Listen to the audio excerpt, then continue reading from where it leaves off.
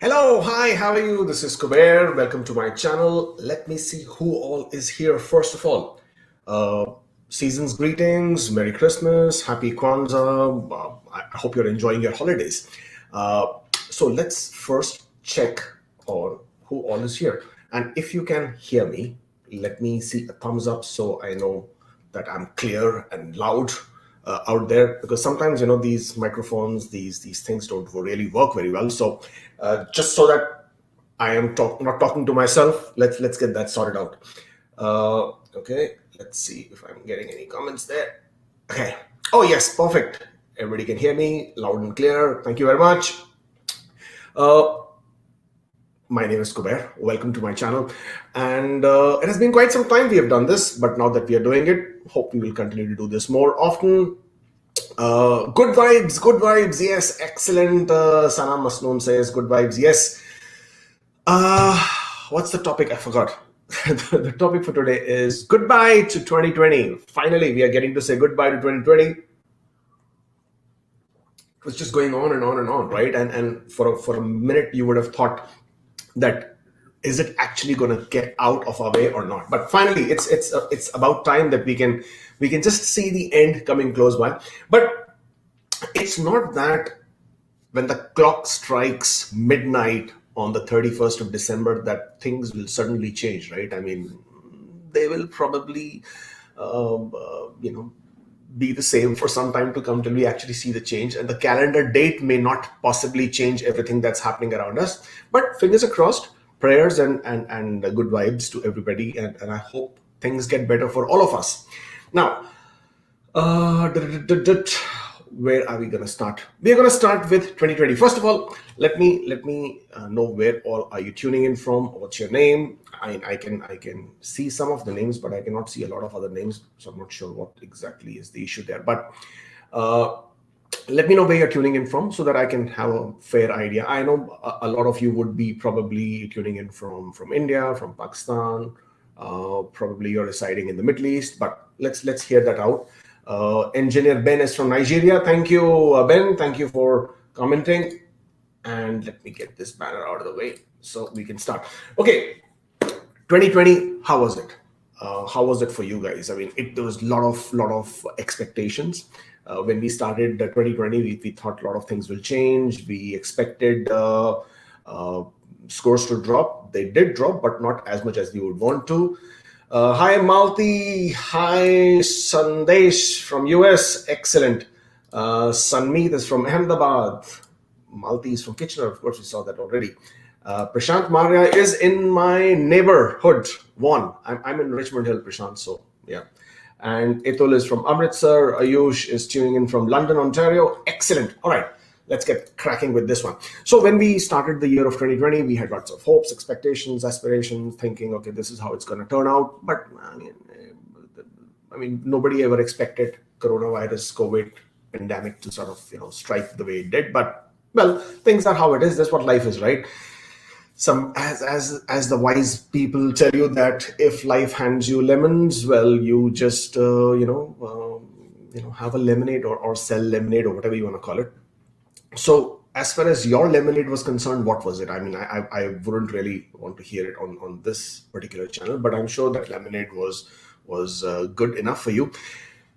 2020, as far as Canadian immigration was concerned, well, there was a bit of a balance in a lot of ways. Obviously, not everybody is going to be happy about a lot of things that happened. It's quite normal.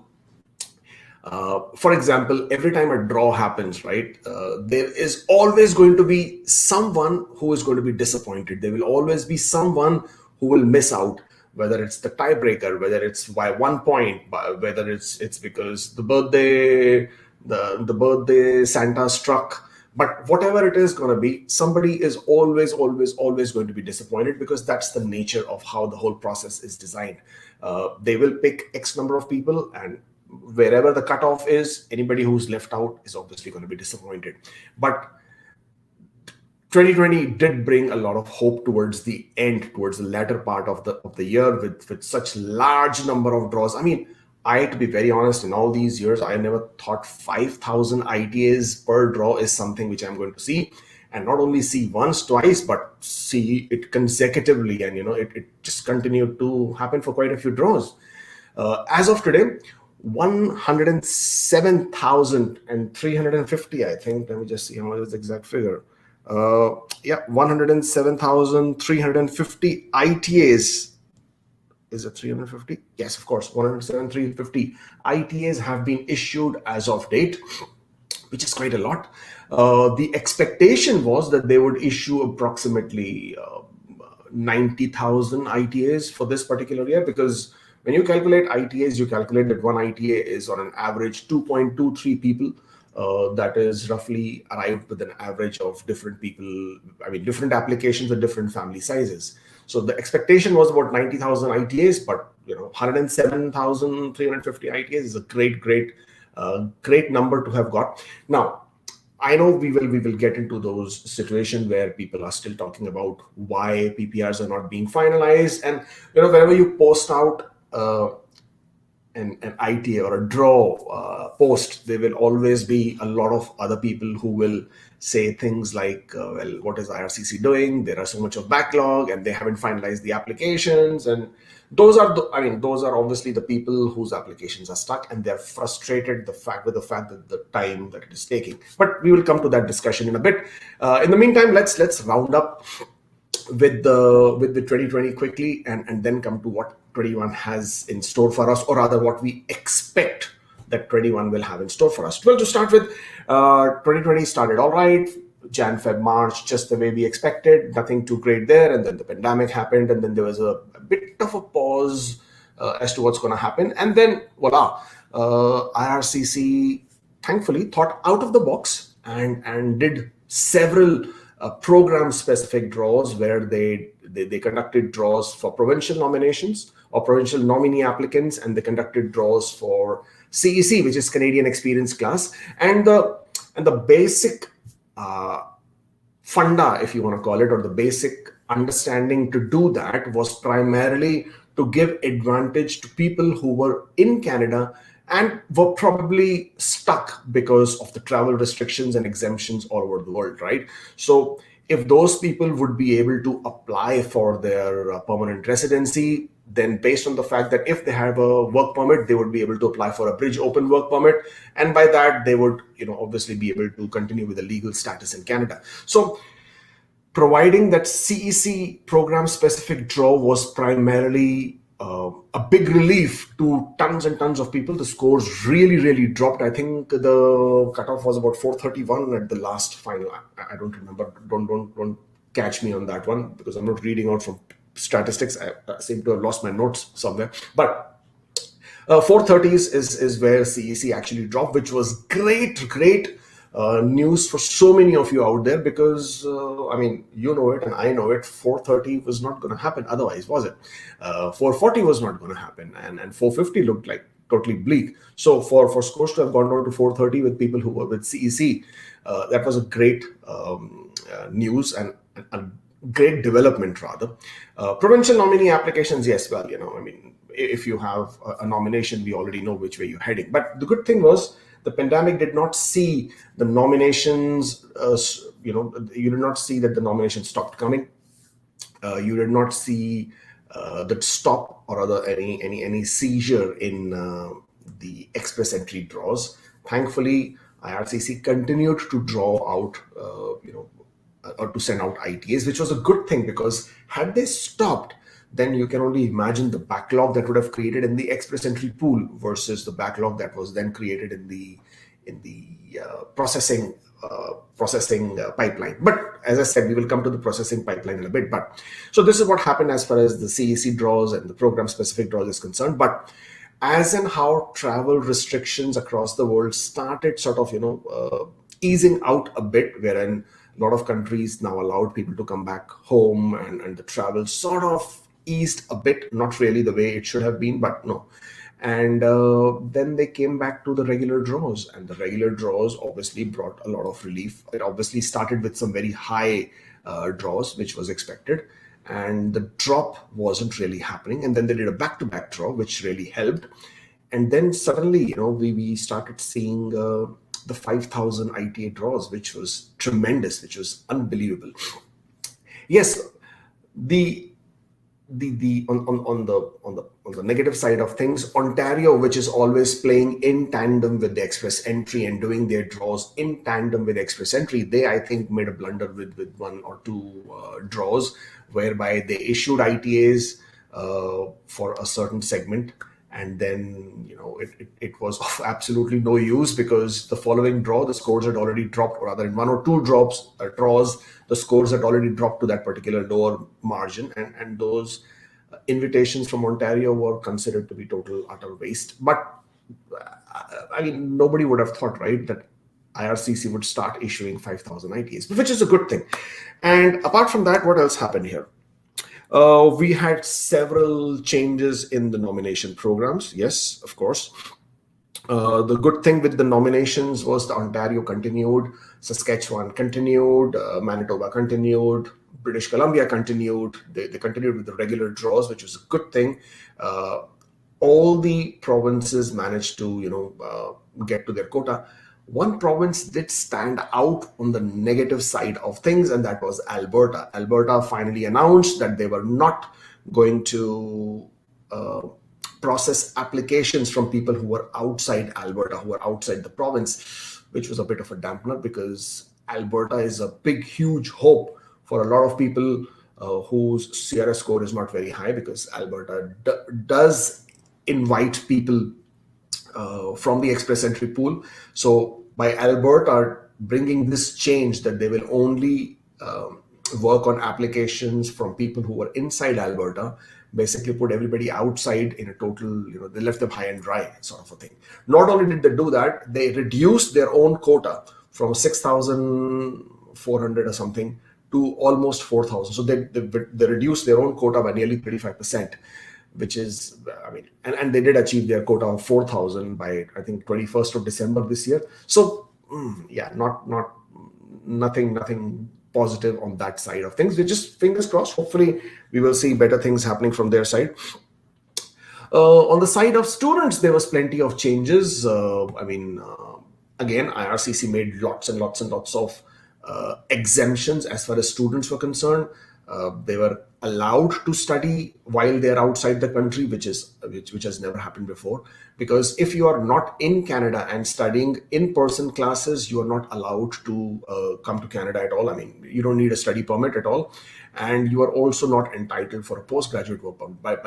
But by making that change, that they would allow you to study online, and that change still is in effect, and it will stay in effect until the April of 2021. So if you are studying from your home country, or if you're studying online and not in-person classes, you will still be eligible to apply for your postgraduate work permit and get the credit for all the period that you have studied.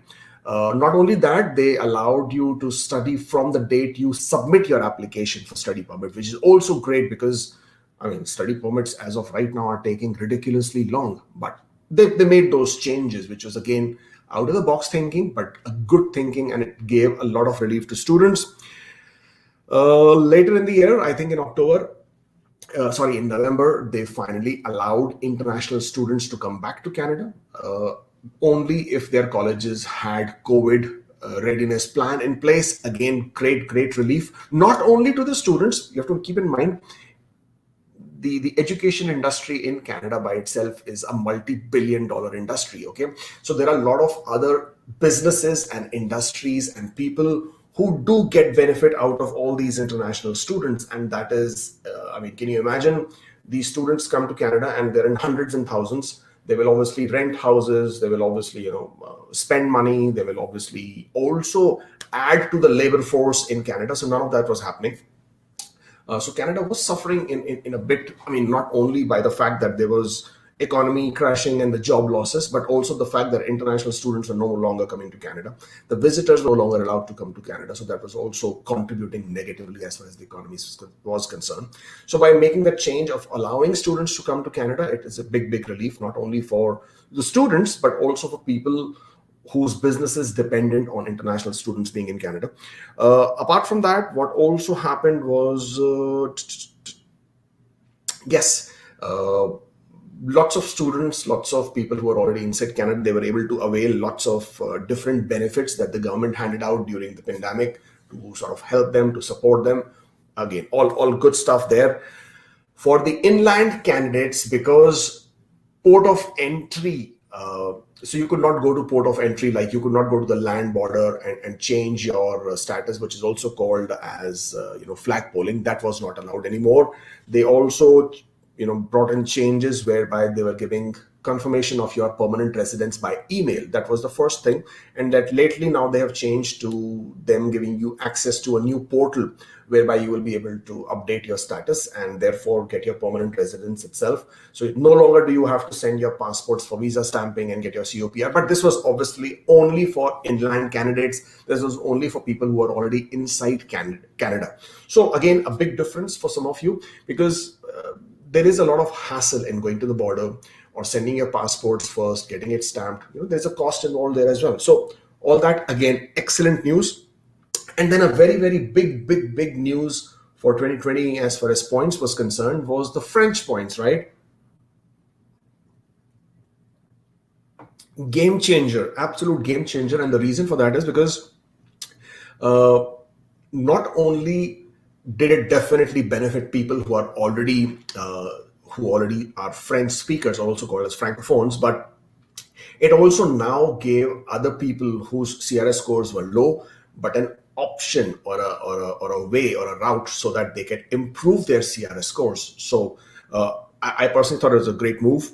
You see, in the big scheme of things, it doesn't make a lot of difference. I mean, a lot of people thought that the scores are going to go up because of these points going up and all that. The percentage of francophones is already so less in the entire express entry pool that these was not going to make a big difference. But for people to who it mattered, it made a huge difference, right? So if your CRS score is low and you're trying to figure out what you can do, you should consider French as a second language, because that could improve your points significantly. And yeah, that's all I have. Yes. Family sponsorship, family class sponsorship, spousal sponsorships also was something which the minister announced that they will rush the applications. So far, we haven't really seen too much of movement there, but fingers crossed. I hope they sort of they're as good as their word and they actually speed up the process. There are changes expected there, whereby we expect that as of today, the spousal applications, the family class applications are paper applications. We expect that they, to a degree, will go online. And once they do go online, there could be a better movement in terms of the application processing timing. Until such time, I guess we'll have to just wait. But yes, there is a bit of movement there. IRCC did confirm that they have added 100 additional staff who's only looking after spousal applications or family class applications. And they did say that they will clear almost 49,000 applications for this year, which is a big number, good number. But let's see how that goes. Having said that, there was also something else that happened. That was the parent-grandparent draw that happened as far as people who are inside Canada is concerned. So that had been put on hold for the whole year. But towards the end of the year, that finally was reopened. It is like a lottery kind of a system, but at least they moved on, and they allowed, or rather they will be looking at 10,000 applications for this year, but nearly 30,000 applications for the year 2021. So that will be a big relief for a lot of you out there who are waiting to sponsor your parents in Canada. So that's by and large more or less what 2020 was. But before I leave 2020 off and start talking about 21 and what we have, or rather what we can expect, let's talk about the process delays. I know a lot of you are waiting about several. Yes, of course, biometrics also finally happened. Why did I miss that one? Biometrics was finally opened as far as India was concerned. The VFS finally opened, I think, in the month of November. Until such time, they were closed, and only in the month of November did they finally reopen in terms of. But when they reopened, so it was a sweet sour kind of a thing. They reopened only for family class applications, which basically means people who have applied for their spousal sponsorship applications or their parents, grandparents earlier who were waiting for. those were allowed, and students were allowed to complete the biometrics. As of today, the PR applications who are waiting for biometrics, they are not allowed, or rather they cannot book their appointments as of now. Biometrics options haven't really reopened for them as far as VFS is concerned in India especially. So that is still a bit of a hurdle, but yeah, let's see what 21 will have in store for all of us. As far as the processes is concerned, now let's understand what is happening as far as the process is concerned. Why the PR applications are not being finalized? Why is it getting stuck? Okay, so first of all, the order of council, okay, through which the law comes through and through which we all get our information from, that finally announced, or rather not finally, but that initially, or rather it is still in place, announced that all PR applications that were approved on or before 18th of March 2020, they will be allowed to come to Canada. So that was already passed as an order, okay, that became a law. Now, once that happened, this particular regulation or this particular exemption or this particular restriction is usually applied at the port of departure, at the departure which airline you're coming from, because obviously once the whole world sent out these travel restrictions, obviously Canada has as well. They closed their borders. Obviously everybody was trying to save their residents, citizens from any additional infections. So obviously everybody made those changes. Now Canada also made those changes, but since Canada has a different kind of dynamics, because different kinds of people come to Canada, in terms of it's not only the visitors and the citizens and the residents, but it's also the new immigrants, the students, the business visitors, the workers, people on work permits. So there's a larger variety of people or categories who will come to Canada now. Therefore, they took 18th March as the date, since from that date onwards, these orders were in effect. Now, from 18th March onwards, people whose COPRs or PR visas were being approved were not allowed to travel to Canada, and that order is still in place. Now, there are several stories of people who have managed to arrive in Canada. Their PR visas were issued much after the 18th of March, and they were allowed to come to Canada. So the idea was that once you've arrived in Canada, then considering you already have an approved PR visa, you have an approved COPR valid, then the border officers didn't really stop you and send you back, kind of a thing. They still allowed you to come, but it was a problem which was happening, or rather it is a restriction which is being enforced at the port of departure. So if you're flying in from India, if you're flying in from Pakistan, if you're flying in from Dubai, if you're flying in from Africa, you could expect that the airline staff or the airline or even the immigration staff at your port of departure will check your documents, and if they're not, and if they feel that your documents were issued after the 18th of March, then they may not let you fly, because that is the restriction which is on record. Now, keeping this in mind, IRCC basically put a freeze on release of applications. Yes, certain visa offices have released a few passport requests, so PPRs as we call them. So they still did release certain applications. They did. What was the reason of releasing a few and not the others? I do not know, and honestly nobody could give that answer either, but they did release a few. So Sydney, Nova Scotia office released a few, New Delhi visa office released a few, London visa office released a few, but they were very, very far in between and very few. Okay. Ottawa hasn't released in quite some time. Ottawa did release some PPRs, but those were mainly for people or applicants who are in the United States, because for some reason exemption was given to people who are in the United States, that if you are residing in the United States, you have received your PR and you have received your PPR, even after the 18th of March, you could come to Canada, right? So they did give certain exemptions to those people. Now, what was happening by and large is, because the order of council stated 18th of March, and you couldn't travel. So even if your PR application is approved or given to you, the chances are you cannot travel. And because you cannot travel, your PR visa is going to expire. Once it expires, you will again ask for extension. which basically means you will spend more money in sending your passport. You'll pay VFS or whatever the agency might be in your country, or the VAC. You will spend money in sending your passports back to IRCC for them to give you the extension.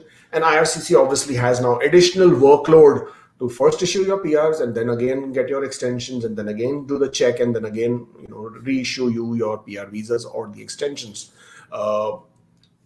That in order to avoid that situation, that is one of the big reasons why IRCC is holding back on releasing the passports or releasing the passport requests, or holding back on finalizing the applications, because there are so many people who did manage to get their passport requests, right, and they did get their approvals.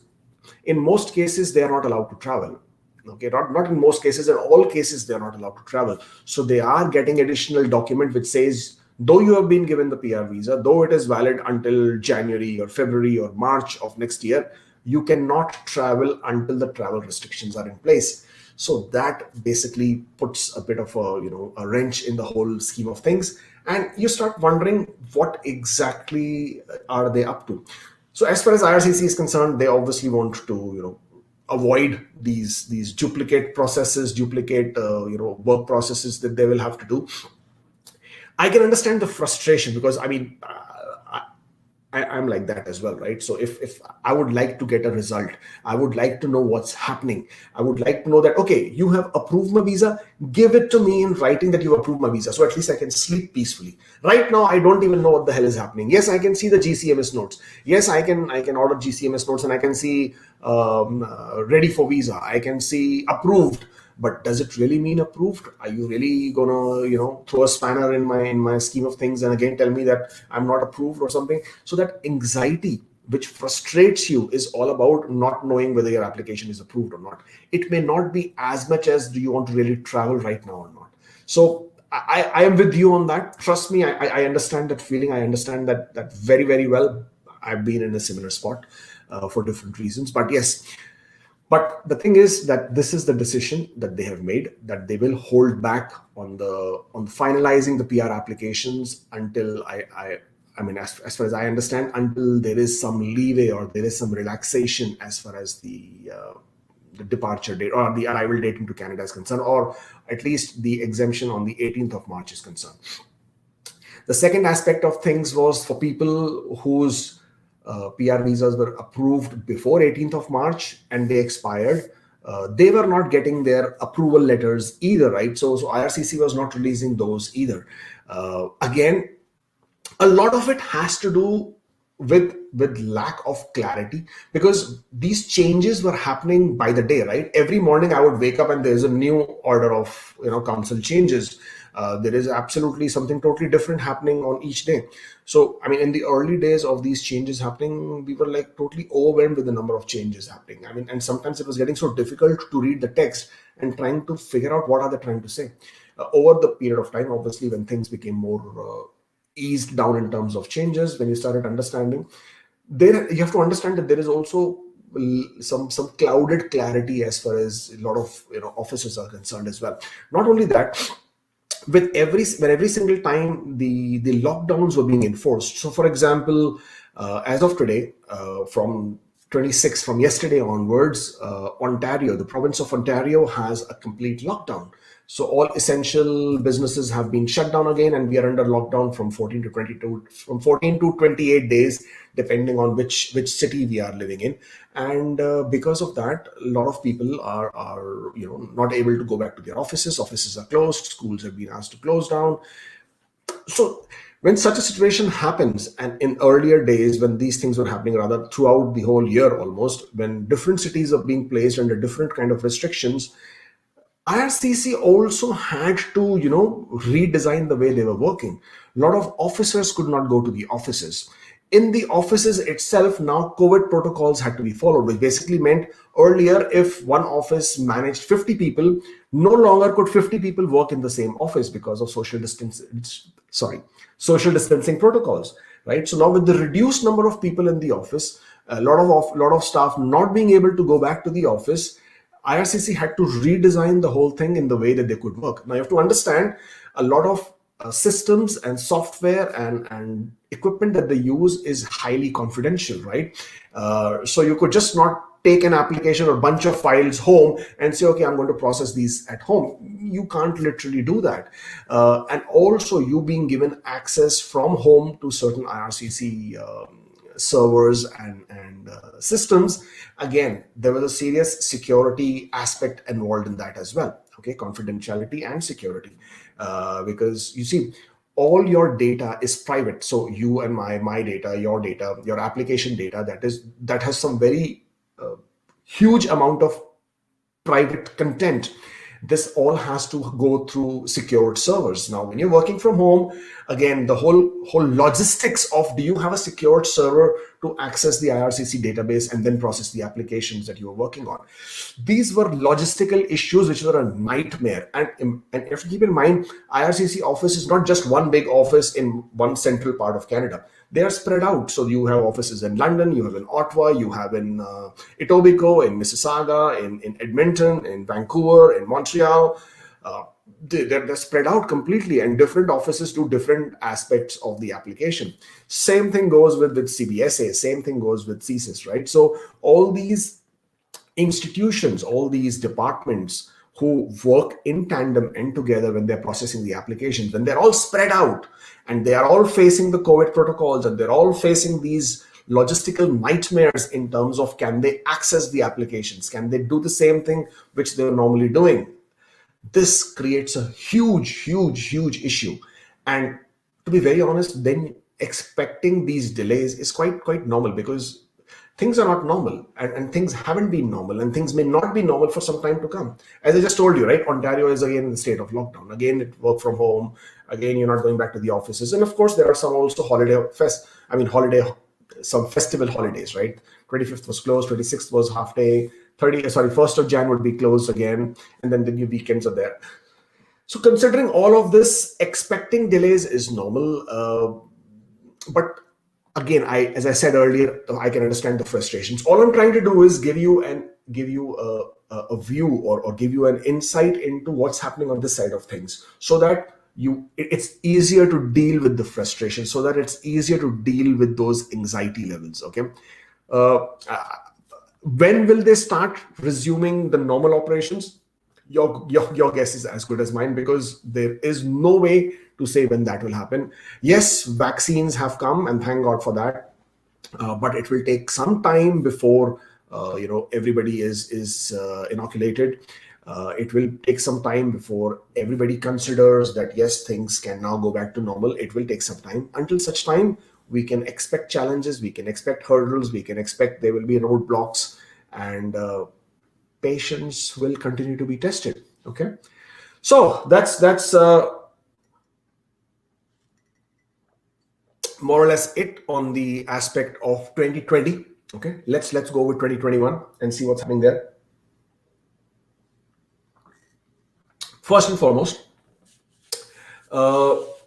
and some of you are already asking that question, that can we expect good news about COPR applicants? I think Subhashish was asking. I mean, I just explained to you, Subhashish, sorry, my tongue is slurring a bit, about the expired COPR applications, as to what's happening and why there could be a possible delay. Apart from that, the other aspect, another question which I could see earlier was this one, right? So when will they start processing visitor visas? Well, because everybody across the world is discouraging travel for discretionary reasons, right? And visiting anybody at this point of time, if that could be avoided, that should be avoided. So I don't see visitor visas being reinstated anytime soon, until things are a bit more in a better state of things. So that is something which will always be, visitor visas would probably be towards the end, last to be reinstated. Nirvana says lockdown in Ontario and again laid off. So shall I apply for EI or wait for 1 month jobless to complete 12 months of experience for PR? Well, if you are jobless, then you are not really working. And if you're not really working, then you cannot claim points for that period of work. You need to understand that. right? So if you are jobless and waiting for 1 month, that does not add points in your work experience. So please be, you should know that.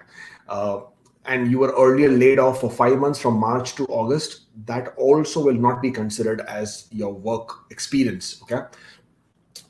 So yeah, that's primarily it as far as 2020 is concerned. That's no 21. The first and foremost, as far as 2021 is concerned, I want to talk about the express entry. Okay, a lot of people have asked earlier as well, will the scores drop, will the scores come down to 450, 460, and all those levels. Now, does anybody know that? No, nobody knows that. Okay, because it largely, why did IRCC issue 107,350 ITAs versus the expected number of 90,000? Why did they actually go out and issue nearly 17, 18,000 ITAs more, right?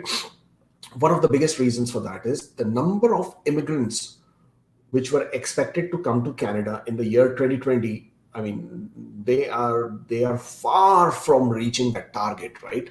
The target for the number of immigrants for the year 2020 was about 340,000. We are nowhere close to that number for this year. Okay, probably around in the range of 200,000 approximately.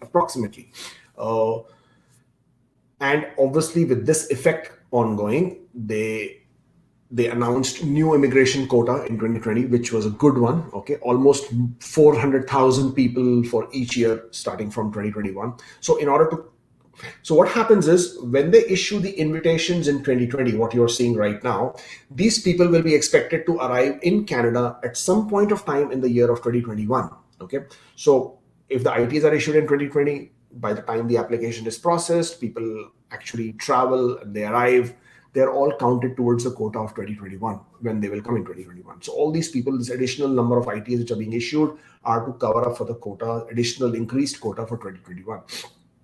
So are we expecting to see large number of ITAs issued in 2021?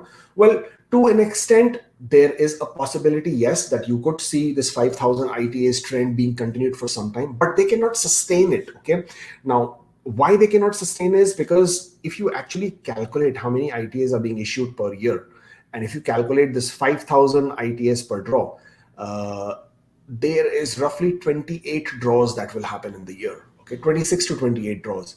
They cannot sustain issuing 5,000 ITAs for each draw. It's going to be just too many.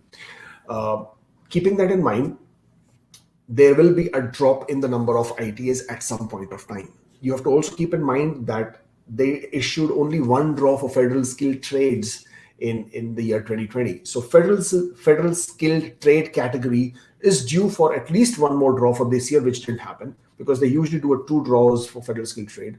So in the year 2021, now basically there should be at least 3 draws hoping for federal skilled trades, which is a concern for a lot of those applicants. But keeping all those in mind, there would be a drop in the CRS.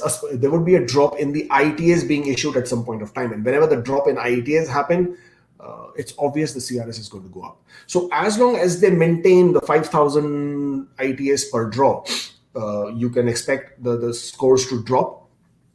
Put it in perspective. When they were issuing 3,600, 3,800, those kind of ITAs versus 5,000 now, there's a gap of 1,200 ITAs. So they're issuing nearly 1,200 ITAs more, okay, 12 to 1,400 more. And that is what is resulting in the scores to drop. By how much? 1 point, 2 points? That is all we have seen. So we saw 469, 2 draws. We saw 468. Means there is a very, very... The scores are even, the drop is just trickling down. It's not like a large amount of big drop, which tells you that there is a huge clog of number of applicants who are sitting in that bracket, 465 up.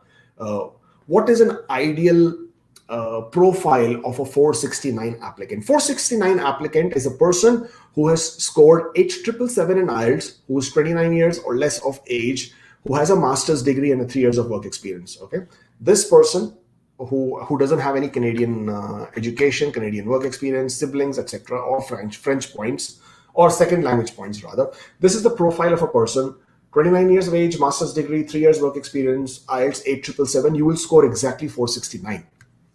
So that is your typical profile. Do you know how many of you are out there? So many of you are out there, right? So where do the scores start dropping? The scores start dropping when you are missing out on some of these factors, or there are additional factors that are giving you points to bring you to 468. So from 469, if your birthday happens, you will drop on points.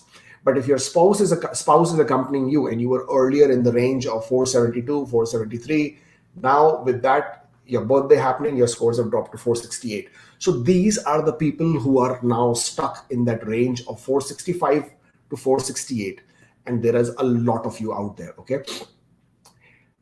Considering that they continue to issue 5,000 ITS per draw, yes, you could expect the scores to trickle down by 1 point because of the large number of people who exist in that segment. And not only that, you cannot rule out that every single day there are new profiles which get added.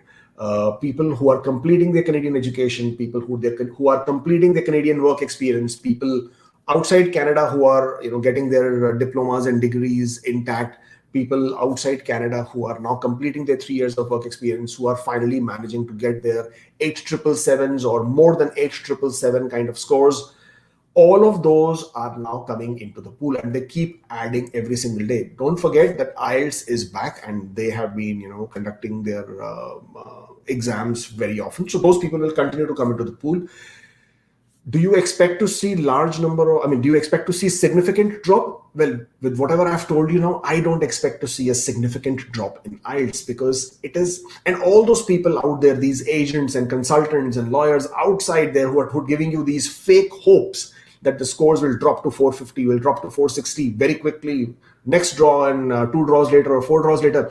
Ask them how is it going to happen, okay? Don't fall for that trap. When you go out there and you sign up with a consultant and he tells you that aapki file lagwa denge, where, which program? Ask the question, understand what they're telling you, come back and research, read up on the websites, read up on the CIC website, read up on the Provincial website, understand the program, understand, are you even eligible? Check the old scores, check the past scores, past trends, and understand, would you actually have a chance of going through? Only then go and make your payment if you want to still go through the consultant. But otherwise, be wary of that. Improve your scores, do it yourself. It's not that difficult. If you can understand the system well, you'll be fine. So coming back to the scores, if you get told that 460 will happen like this within 1 or 2 draws or 3 draws, or all the pundits on similarly on this YouTube or on different YouTubes who are giving you all that, understand how can that happen when over the last 2 years we have seen large number of profiles who keep getting added into the express entry pool and the scores stay on top, right? With the expectation that this 5,000 ITA cannot be sustained at some point of time, it will come down. At that point of time, the scores will not drop, the scores will start going up because of the large number of profiles that are coming in. So if at all you're waiting to jump into the pool, there has never been a better time. Do we expect them to still continue with 5,000 ITAs? I do expect a few more draws at least until such time. There is also a question about, do we expect to see more CEC program specific draws? I'm a bit skeptical about that, and the reason for that is that earlier they had given that additional benefit because the travel restrictions around the world did not, sort of made it difficult for people to go back, and they wanted people who are losing status in Canada to sort of, rather be in status. So that is the reason it was happening. Do I expect CEC? I'm doubtful. If it happens, I would love it. I mean, that would be a great benefit to a lot of people who are in Canada, who have spent a lot of money, who have spent a lot of time, who have gained the valuable Canadian experience. They do deserve a bit of leeway, to be very honest. But do I expect this to happen? I am a bit skeptical. If it happens, I will be jumping out from. I'll be jumping through the roof if I will see that happening. Now, what are the other changes which we expect for the? Hold on. Yeah. So, what other changes do we expect in the year 2021? We expect quite a few things actually, and the biggest that we expect is Ontario. Now, you're asking, what are we expecting in Ontario? Now, Ontario had last year sent out a bill, or rather has floated a bill whereby they seek to make changes to their program. I do not know when it will be implemented because it is still under finalization and it still has to be passed. But whenever it does, and it probably will happen in 2021, they do want to move to a expression of interest based system similar to Saskatchewan. Okay, so as you are all aware, Saskatchewan also now gave additional 10 points for French speakers. And Saskatchewan has a great option for a lot of you out there. But obviously they have their own restrictions. And again, as I said earlier, not everybody is going to be happy with the program. There will always be somebody who will be left out. But Saskatchewan is a great option for you to get your permanent residency if obviously you qualify and are eligible. So Ontario is planning to probably go down the same route. They want to make the system with the expression of interest so that if you're eligible, you file your expression of interest, you will be given points for certain factors, just like express entry. I'm sure they will figure out what they want to give more emphasis on. There would definitely be in-demand occupation list, because that's what makes sense. And based on that, they will then conduct draws, pick the best profiles. So that is something which I'm really hopeful for.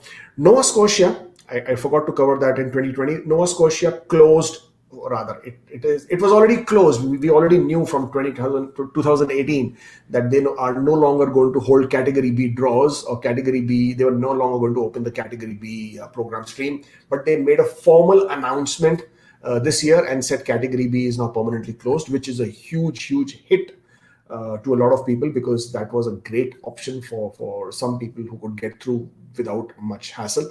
But Nova Scotia is choosing people based on their occupation in demand. So I expect them to continue doing it, but I also expect Nova Scotia to come out with a bit more clarity as to what they do. Of the provinces, Newfoundland and Labrador has made some changes to the program, especially Newfoundland will give more preference to people who have job offers. It's not for people who are outland and do not have job offers. So Newfoundland has made some changes with regards to allowing people who have a postgraduate work permit and a job offer from a Newfoundland employer, and they will now be able to apply for the provincial nomination application. Excellent program again, but again, obviously for people who already are in Canada. Similarly, British Columbia, as we all know, most of the programs need you to have a job offer. Again, expected to continue. Yukon, which created a huge frenzy with every YouTuber trying to make a video on that and saying that it doesn't need IELTS. It's the most easiest program and it's a walk in the park kind of a thing. Well, Yukon is a large province, but with a very small population, and expected that they will continue with their program. Nothing different expected as far as that is concerned. Saskatchewan is going very well. Again, no specific different changes expected. New Brunswick again also made some changes. Check out the New Brunswick website. There we do expect some new IT related occupation programs, but unfortunately it is also for inland or people with Canadian work experience. So I know it's a downer for you out there if you are not having work experience in Canada, but it's still a change. It's still something which allows people to explore different options. We do expect Alberta at some point of time to make the change and come back into the mainstream. Don't see that happening anytime soon, probably towards, or rather after the second quarter of the year.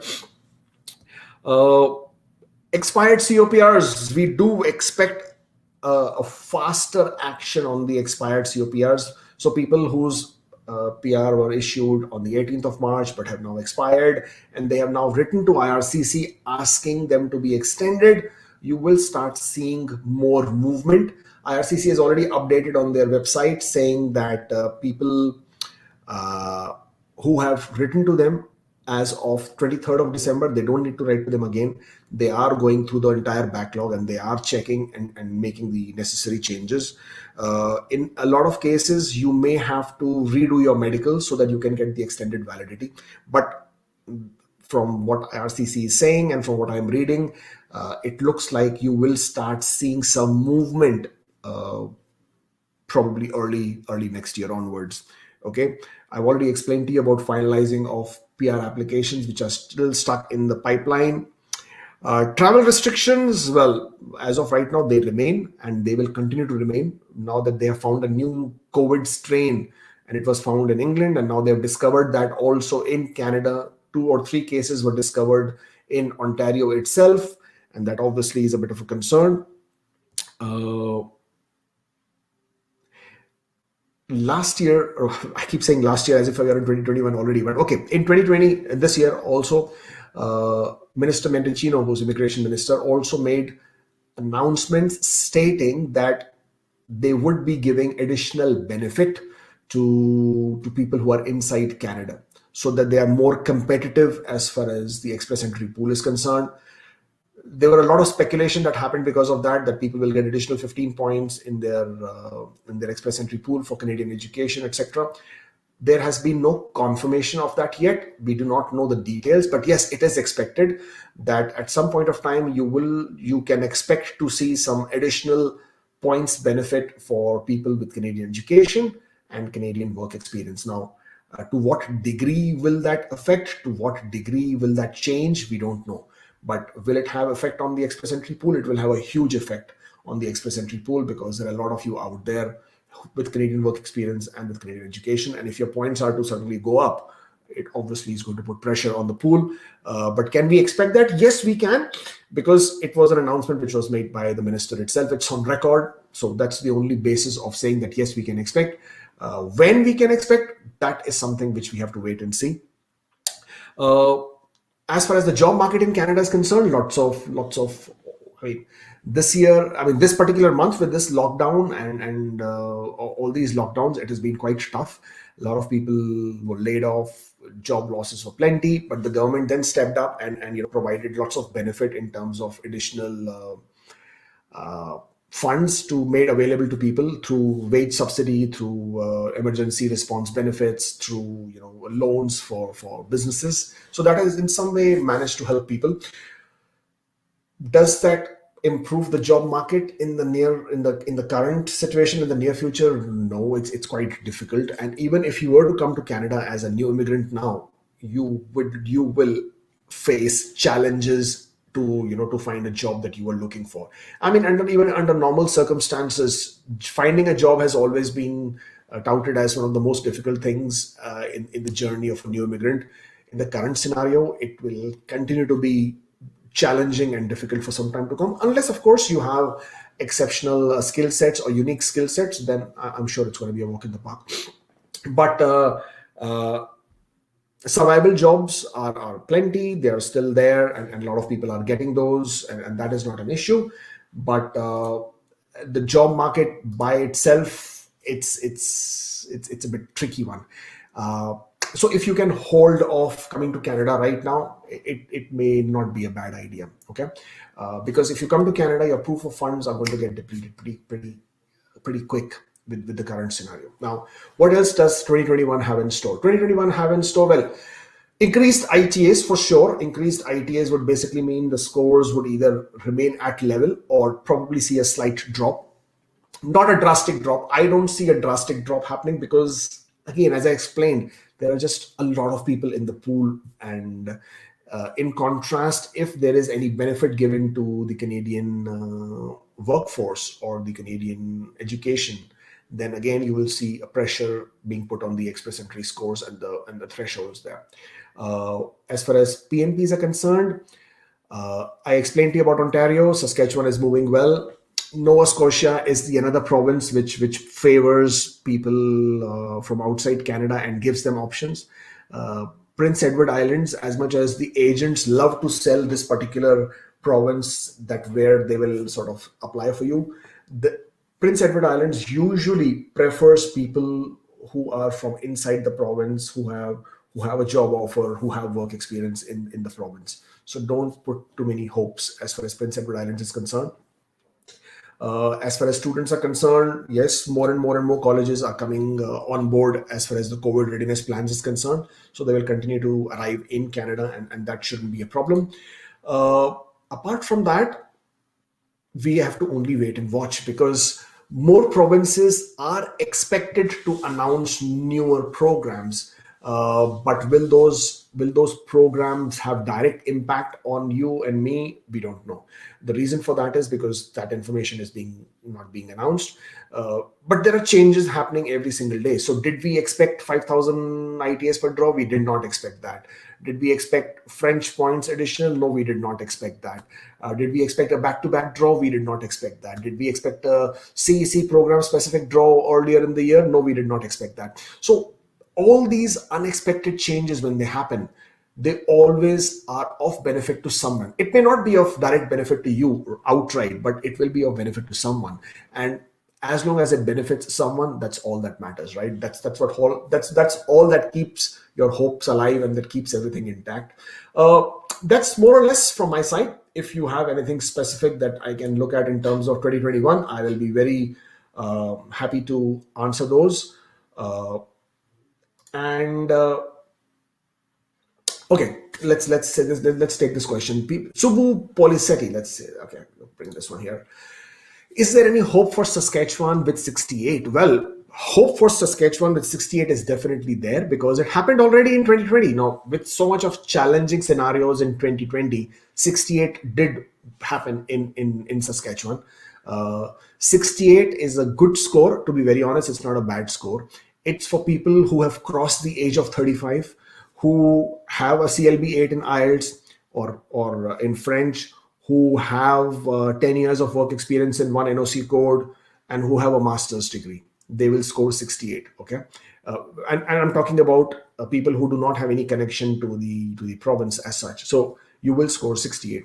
And to be very honest, Saskatchewan is the only known program, or rather is the only known province that offers a program that gives you an expected situation for a possible route, and for people whose age is more than 35. Right now, I personally love it. I mean, I personally love the fact that Saskatchewan is rather gives you that option, because no other province gives you that option in terms of at least a way that even if you're 35 plus, do you have a direct way without trying any ridiculous stunt? Can you still come here? Then yes, Saskatchewan gives you that option. And with 68, a lot of people have succeeded. And yes, I expect 68, because the good thing is that once you turn 35, your points 68 remain the same until you hit the age of 45, right? So until that happens, your score of 68 can freeze. I mean, as long as you keep getting your ECA after every 5 years and your IELTS after every 2 years. So do I expect 68 to hit within the next 10 years? Oh yes, of course. I mean, from the age of 35 to 45 to happen. Yes, I definitely expect it to happen again with 68. But a lot depends on the NOC codes. So for example, if Saskatchewan is to issue few NOC codes like they did this year, they issued the draw with 2172, 2173, 2174, and 2175 or 217. I don't remember exactly, but they issued only 4 NOC codes of IT. The scores dropped to 68, right? So as long as they reduce the number of NOCs that they will issue the draw for, you will see the scores coming to 68, and in some cases might even drop to 67. Again, it all depends on which NOC codes are they interested in at that point of time, and how many invitations are they willing to issue, and you will expect that score to touch 67 and 68. Do I expect it to go down? Well, no, I don't expect it to touch 66, 65 or any of those scores. Even 67 is a bit difficult, but it's possible. Would I bet on it? No, I would be looking at other options. 67, 66 will only happen in a freak possibility where Saskatchewan decides to call in only 1 or 2 NOCs and issue large number of ITAs. Then you could probably see that. But do I see that happening? No, I mean, I will not bet on it. That's what I'm saying. I mean, if it happens, excellent. I mean, that's great for whoever it happens for, but do I expect it to see it? So no. Okay, Nitin says, what would be the job market if someone has French language skills? Nitin, well, the job market would be the same like everybody else. However, because you are bilingual, there is a huge demand for people who can speak English and French, and that will obviously be of great benefit. And yeah, it sort of, so between you and a person who doesn't speak French, will you have an advantage? Yes, you will definitely have a better advantage. Okay. Mir says, can a 3-month internship from USA be counted towards work experience? Yes, it can be counted. I mean, obviously, it has to be added to other periods of work, and you should have at least 1 year of continuous work experience if your work experience is only outside of Canada. Uh, is it worth going to Dubai for biometrics? A good question, actually. But you could actually go for biometrics to any country, not only to Dubai. The reason why it, some of you may want to go to Dubai and do that is because as of right now, we don't expect VFS to open. Maybe towards the first quarter, at some point of time, they will have to reopen for biometrics for PR applications as well.